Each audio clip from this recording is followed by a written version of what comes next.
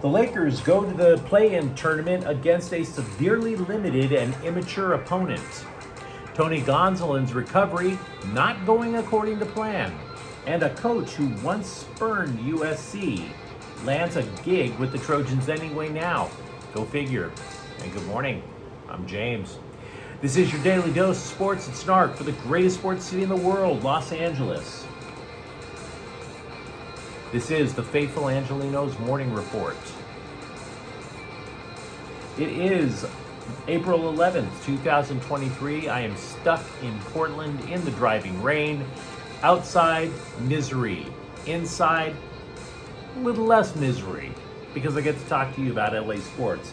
If you like the content we bring out here, click that like button. Click the subscribe button.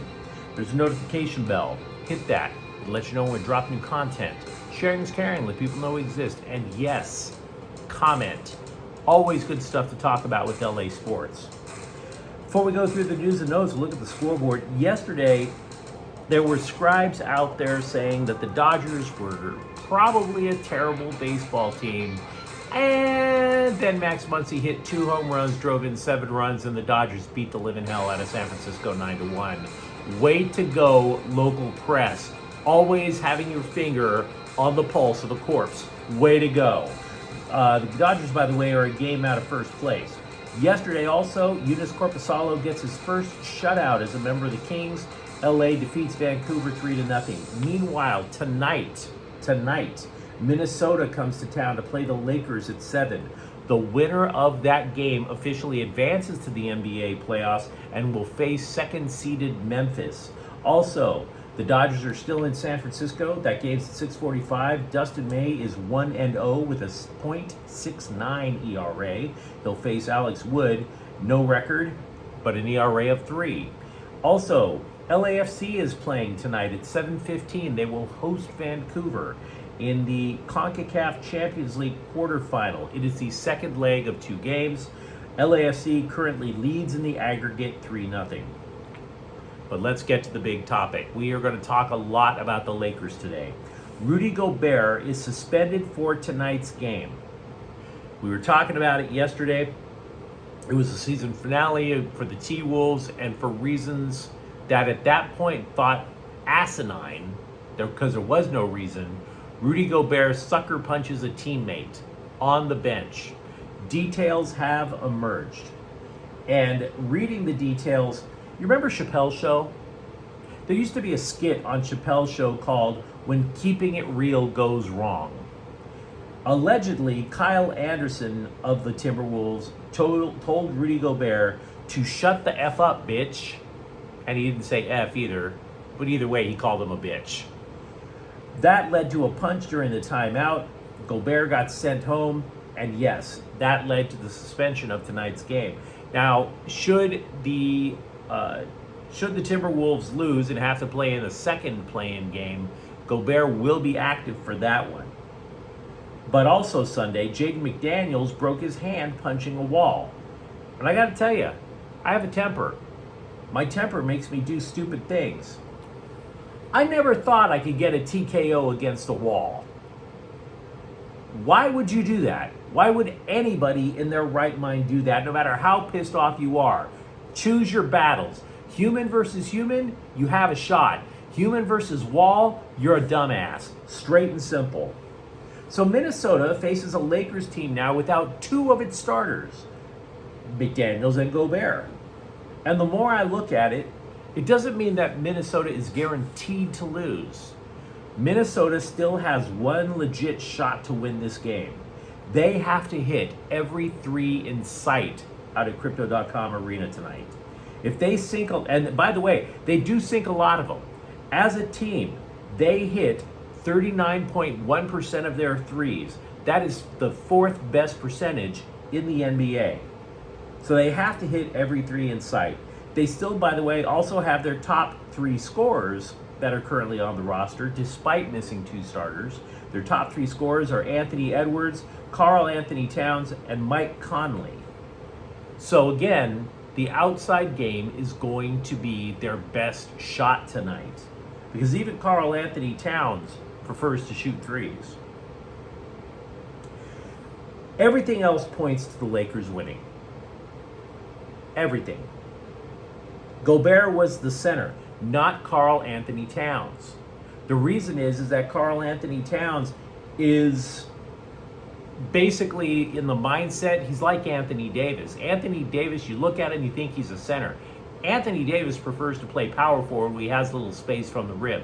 Same for Karl Anthony Towns. So the Lakers needed to go get bigger so they could provide a little bit more rim protection when Anthony Davis isn't there.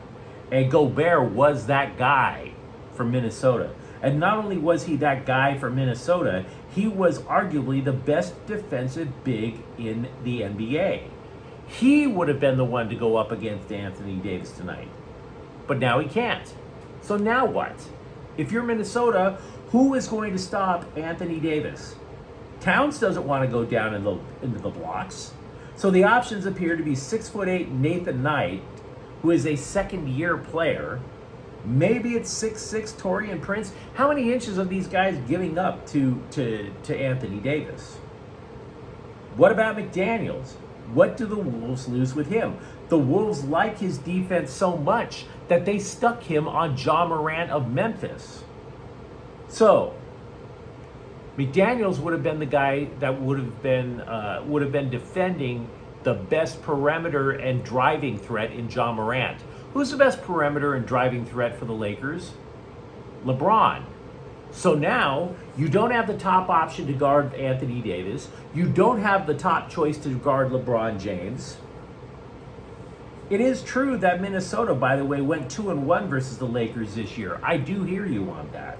But in the two losses, LA did not have LeBron and Anthony Davis on the court simultaneously. One was injured or the other was injured. So you could just throw that one out the window.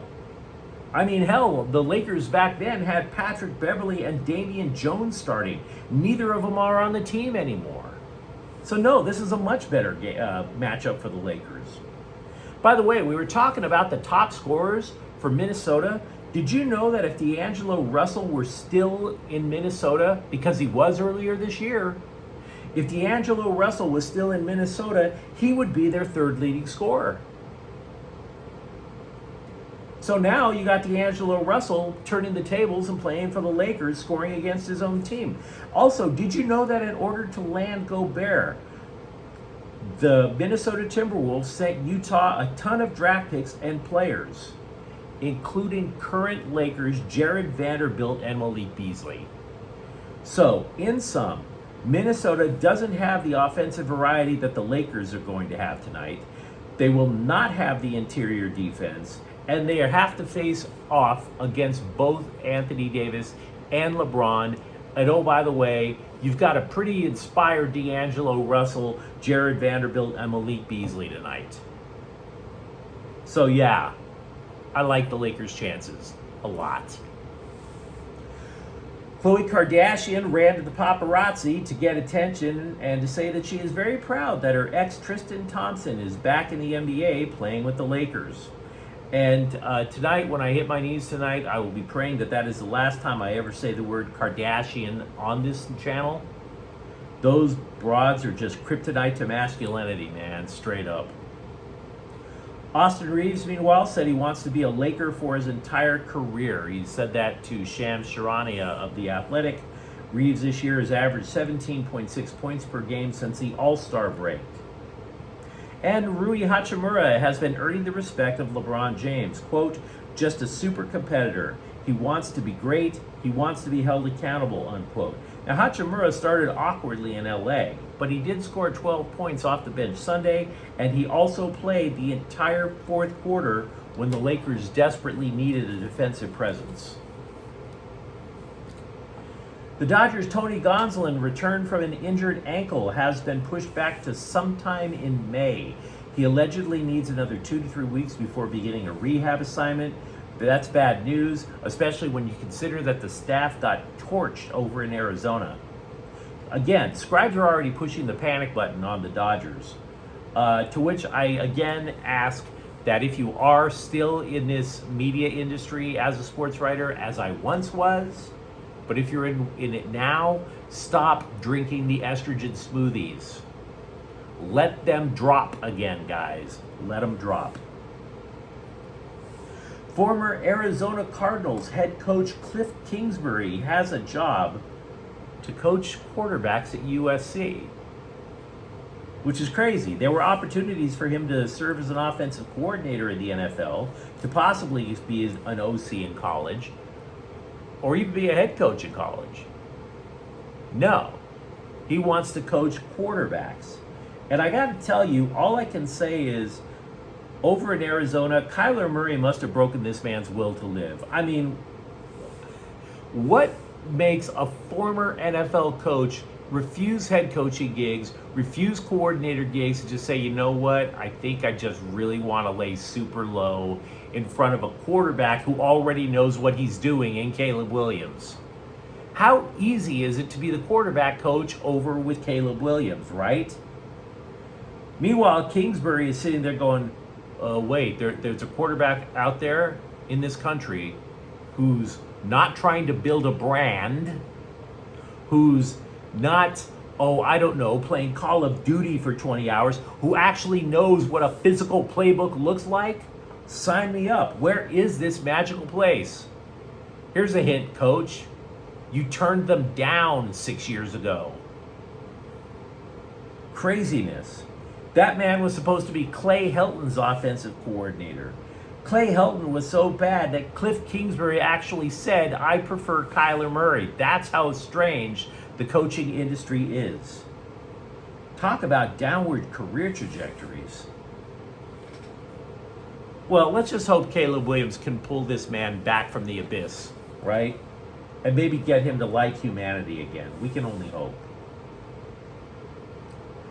Paul George will not be available for Game 1 of the playoff series versus the Phoenix Suns. The Clippers forward sprained his right knee versus Oklahoma City on March 21st.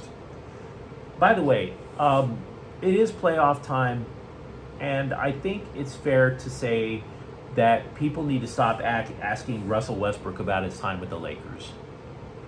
You know, they're still doing it. They did it as recently as yesterday. And he told the scribes that he's moving forward. And honestly, this is absolutely correct.